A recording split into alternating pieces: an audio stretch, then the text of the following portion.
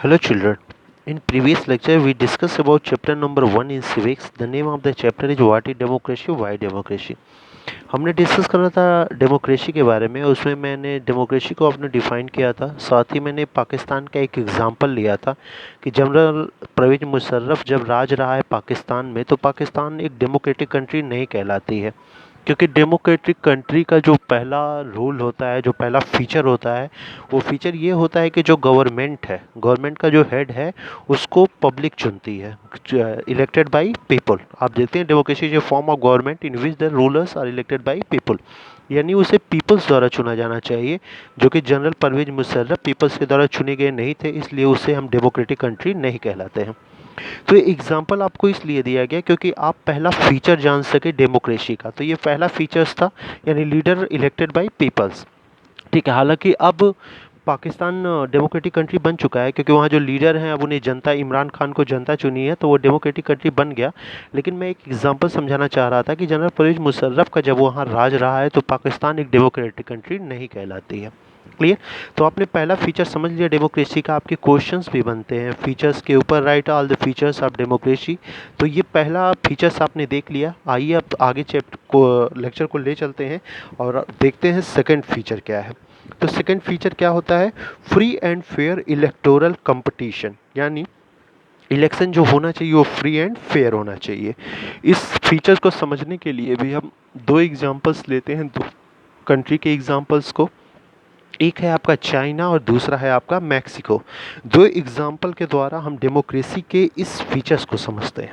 आइए चाइना की बात करते हैं। आप देख रहे हैं in China elections 5 year electing national people Congress, यानी चाइना में हर 5 साल पे इलेक्शन होता है, 5 साल में इलेक्शन होता है और नेशनल पीपल कांग्रेस की सरकार बनती है। देखने से लग रहा है ना कि ये डेमोक्रेसी है, तो इलेक्शन हो रहा है भाई, हर 5 साल पे होता है, जनता चुन रही है अपने नेता को, और बिल्कुल यहाँ डेमोक्रेसी है। तो मैं आपके कन्फ्यूजन को ख़त्म कर दूं, दरअसल चाइना में डेमोक्रेसी है ही नहीं। ये नेशनल पीपल कांग्रेस के दिखे नीचे एरो लगा है।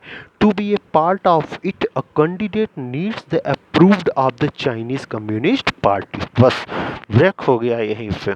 यानी जो नेशनल पीपल्स कांग्रेस जो पार्टी है, उसका मेंबर यानी कैंडिडेट आप तभी बन सकते हैं जब चाइनीज़ की सबसे बड़ी पार्टी यानी चाइनीज़ कम्युनिस्ट पार्टी आपको अप्रूवल दे दे।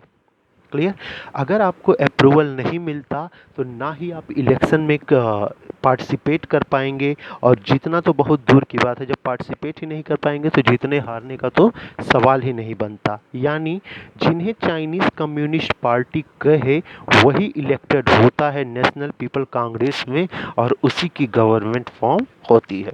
यानी ले दे के चाइना में एक ही पार्टी है और वो पार्टी है कम्युनिस्ट पार्टी।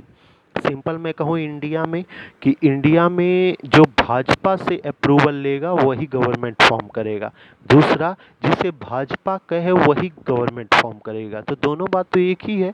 यहाँ नहीं, यहाँ का सर्वे सर्वा कौन है? बस एक ही पार्टी है, और वो पार्टी केवल और केवल भाजपा है। वैसे ही चाइना में है, चाइनी कम्युनिस्ट पार्टी अगर किसी को कहती है भैया तुम इलेक्शन में खड़े हो जाओ, तुम पार्टिसिपेट करो, तो वो जीतेगा। वो कहती है तुम पार्टिसिपेट नहीं कर पाए तो हारेगा, बात ही खत्म। यानी ले दे के वहाँ एक ही का गवर्नमेंट फॉर्म होता है, और वो गवर्नमेंट होता है चाइनीज़ कम्युनिस्ट पार्टी का। यानी 5 साल में इलेक्शन कराने को आपको कोई फ़ायदा ही नहीं है सर, क्योंकि पार्टी तो वही बनेगी जो जिसे कम्युनिस्ट पार्टी चाहेगा, मेंबर तो वही राष्ट्रपति, वही प्रेसिडेंट बनेगा जिसे कम्युनिस्ट पार्टी चाहेगा। तो आप इलेक्शन क्या कराते हैं? डेमोक्रेसी दिखाने की ज़रूरत नहीं है, क्योंकि आपके इलेक्शन से ही पता चल जाता है आपके अंदर डेमोक्रेसी नाम की चीज़ नहीं। सेकेंड वन एग्जांपल लेते हैं मैक्सिको का। तो मैक्सिको में आप जानते हैं मैक्सिको की सबसे बड़ी पार्टी है पीआरआई, इंस्टीट्यूशनल रेवोल्यूशनरी पार्टी। हालांकि उल्टा है, पार्टी रेवोल्यूशनरी इंस्टीट्यूशनल को लेके बना है पीआरआई, आप समझ सकते हैं। तो पार्टी का नाम यही है। ये मैक्सिको की सबसे बड़ी पार्टी है। इलेक्शन होता है लेकिन use to win all the election, हर एक इलेक्शन में जीतती है। जीतती क्यों है? PRI use many dirty tricks to win. जीतने के लिए ये पीआरआई पार्टी बहुत बहुत डर्टी ट्रिक्स अपनाती है। टीचर से कहती है ऐसा है, अपने स्टूडेंट से कहिए, उनके फैमिली से कहिए मुझे ही वोट देंगे। पुलिस वाले से कहती है भैया ज़बरदस्ती मुझे वोटिंग ही दिलाना, सबसे मुझे छोड़कर और किसी पार्टी को ये वोट ना कर सकें। सबको अपने कंट्रोल में रखती है और हर एक इंसान को डर होता है अपने पावर्स को छीनने का, इसलिए सब आंख बंद करके पीआरआई पे विश्वास करते हैं। चाहे पुलिस हो, डिफेंस हो या फिर वहाँ के कोई भी इंसान हो, वो सब पीआरआई को वोट देती है और आज तक मैक्सिको में केवल पीआरआई की ही गवर्नमेंट बनती चली आ रही है। क्लियर? आपको पता होना चाहिए मैक्सिको में जो कोर्स वगैरह पढ़ाए जाते हैं हर एक क्लास में, उस कोर्स में भी पीआरआई के बारे में ही बताया जाता है, पीआरआई के इम्पोर्टेंस को बताया जाता है, पीआरआई के योगदानों को बताया जाता है, झूठ झूठ का, क्योंकि ये पार्टी एक तरह से तानाशाह बन चुकी है मैक्सिको का और अपने आप को जिताने के लिए हर एक डर्टी ट्रिक अपनाती है, पैसों को बांटती है इधर से उधर और इंसान की ज़रूरतों के सामानों को बांटती है और अपनी गवर्नमेंट फॉर्म कराती है। कहने को तो इलेक्शन है, लेकिन वो इलेक्शन बहुत ही डर्टी ट्रिक से लिए जाते हैं, इसीलिए इलेक्शन ना हो वही बेहतर है। पीआरआई डायरेक्ट तुमको अपनी सरकार बना के लिया करो, क्यों अपने आप को डेमोक्रेटिक कंट्री दिखाते हो? क्लियर? इन दोनों का कंक्लूजन क्या निकला? इन दोनों का कंक्लूजन ये निकला, democracy must be based on free and fair election, यानी डेमोक्रेसी फ्री और फेयर इलेक्शन चाहती है भैया, जबरदस्ती का नहीं या किसी एक पार्टी का वो इलेक्शन नहीं चाहती।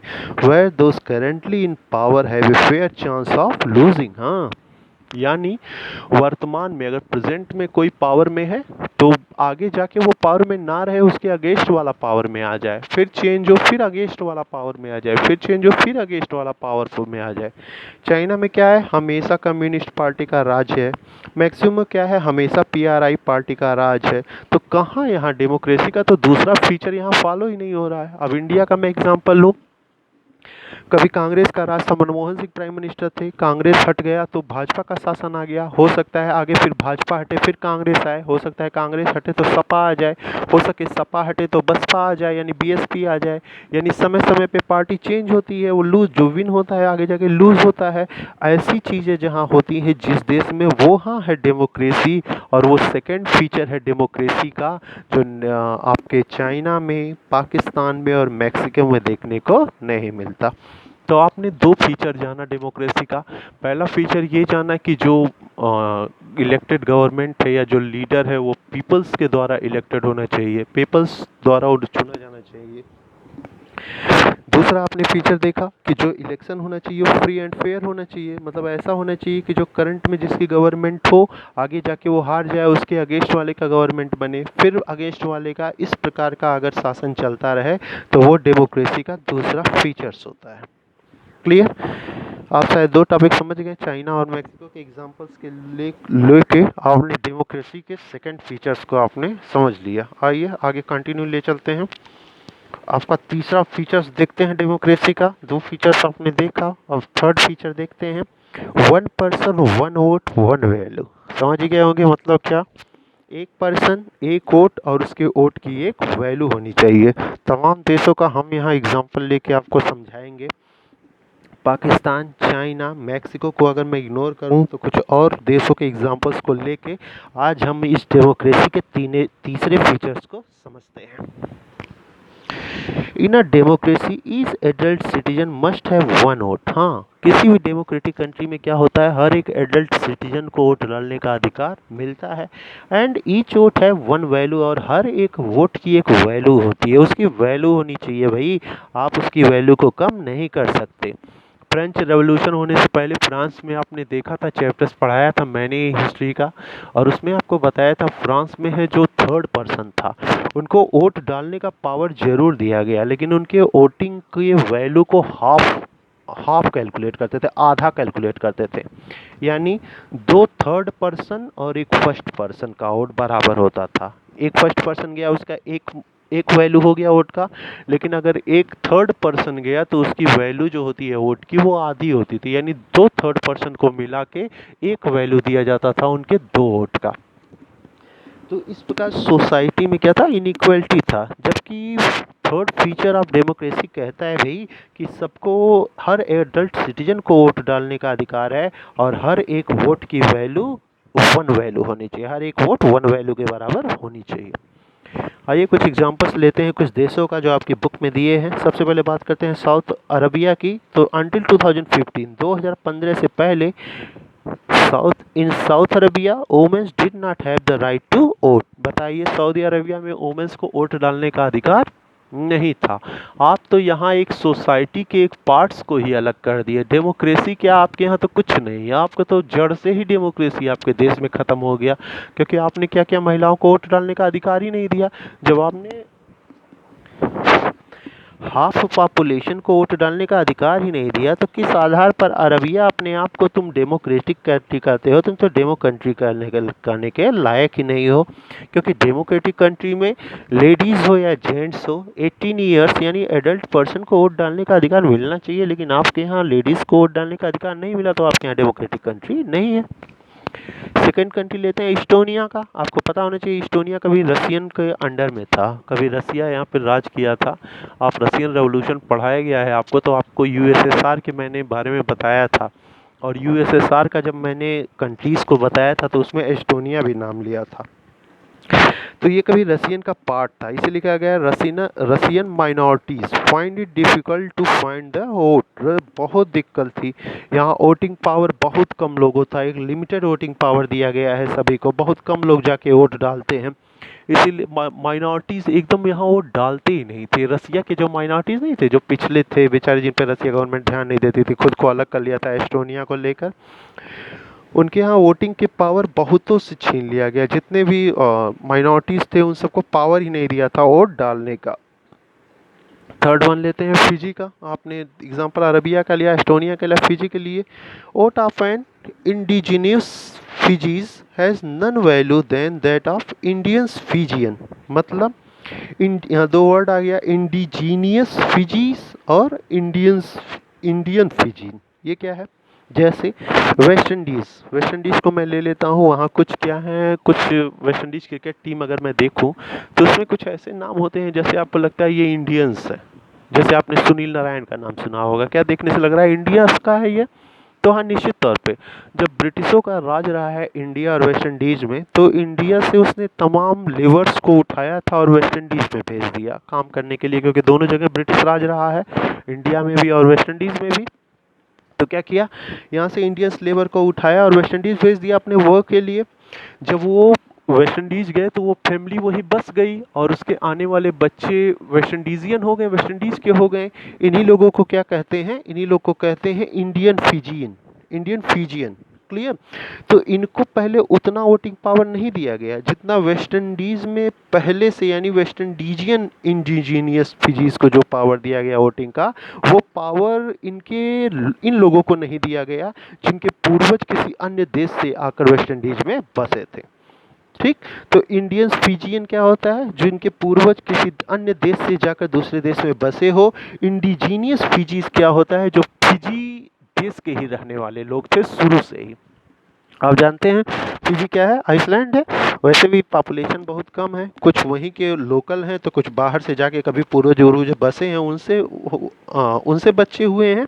वो इंडियन फिजियन कहलाते हैं, और जो ऑलरेडी फिजी के ही थे वो इंडिजीनियस फिजीज कहलाते हैं। तो दोनों में बड़ा डिफरेंस था। जो इंडियन फिजियन थे इन्हें वोट डालने का बहुत कम पावर दिया गया था इन कंपेरिजन टू फिजी के लोकल रहने वाले लोगों में। क्लियर? तो आपने थर्ड पर्सन देखा, थर्ड फीचर्स देखा, fundamental principle of political equality, यानी सभी को समान अधिकार मिलना चाहिए। आप किसी प्रकार की इनइक्वलिटी सोसाइटी के किसी पार्ट में नहीं कर सकते, चाहे वो नेपाल हो, चाहे वो चाइना हो, चाहे मैक्सिको हो, अरबिया हो, एस्टोनिया हो या फिजी हो। आज आपने देखा 5 देशों के बारे में, और 5 देशों का एग्जाम्पल लेके मैंने डेमोक्रेसी के 2 फीचर्स को और बता दिया। पहला फीचर मैंने बताया कि लीडर जो है वो पब्लिक के द्वारा इलेक्टेड होना चाहिए। सेकेंड वन जो आपने देखा वो देखा आपने कि जो इलेक्शन होना चाहिए वो फेयर होना चाहिए, फ्री एंड फेयर इलेक्शन होना चाहिए। थर्ड वन जो देखा वो देखा आपको पॉलिटिकल इक्वलिटी होना चाहिए, यानी सभी के वोटों की समान वैल्यू होनी चाहिए। किसी किसी प्रकार का वोटिंग पावर या वोटिंग वैल्यू डिफरेंस नहीं होना चाहिए। यानी जो वोटिंग पावर आपने मेल्स को दिया वही लेडीज़ को भी दीजिए, वही थर्ड पर्सन को दीजिए। इन सब के वोटिंग वैल्यू को सेम कर दीजिए, सभी के वोटिंग पावर्स को बराबर कर दीजिए। क्लियर। तो आज आपने डेमोक्रेसी के 3 फीचर्स को देखा, बहुत इंपॉर्टेंट फीचर्स हैं। कभी कभी क्वेश्चंस भी बनते हैं फीचर से रिलेटेड, पूछ लेगा what is the features of democracy. तो आप इन 3 फीचर्स को समझाइए, और इन 3 फीचर्स को जब आप एक्सप्लेन करके एग्जाम्पल देकर समझाएंगे तो आपके आंसर में निश्चित तौर पे बहुत बड़ी क्लैरिटी होगी और आपको अच्छे खासे मार्क्स मिलेंगे उस टॉपिक पे, उस क्वेश्चन पे। क्लियर। तो आज आपका ये टॉपिक फीचर्स एक तरह का ख़त्म होता है। कुछ एग्जांपल्स के साथ मैं इस टॉपिक को ख़त्म कर रहा हूँ। नेक्स्ट वीडियो में कुछ और टॉपिक्स देखते हैं। अभी आपका चैप्टर बहुत बड़ा है सिविक्स का, आपको पता है आपके एग्ज़ाम को अगस्त में कर दिया गया है। आपका एग्ज़ाम होने वाला है अगस्त में, फ्री क्वार्टरली का।